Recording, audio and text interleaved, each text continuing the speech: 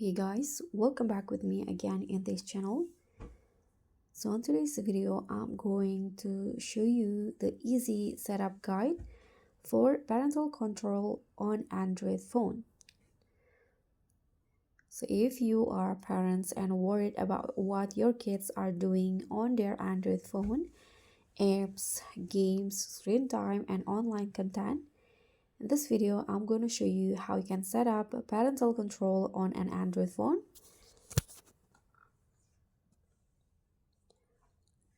So with parental controls, you can limit screen time, block inappropriate apps and also content, and approve app download and use track device locations. And the best part, it's free and built into Android. So the first method, you can use the Google Family link. This is the easiest and safest way. You can first just install the Google Family link on the parent's phone. Just search for it on the Play Store.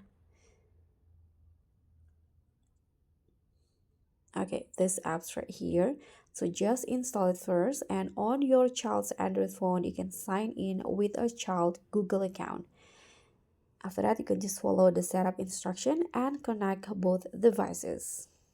So once connected, you can control the screen time, lock the device remotely, approve or block apps, and even see the phone's locations.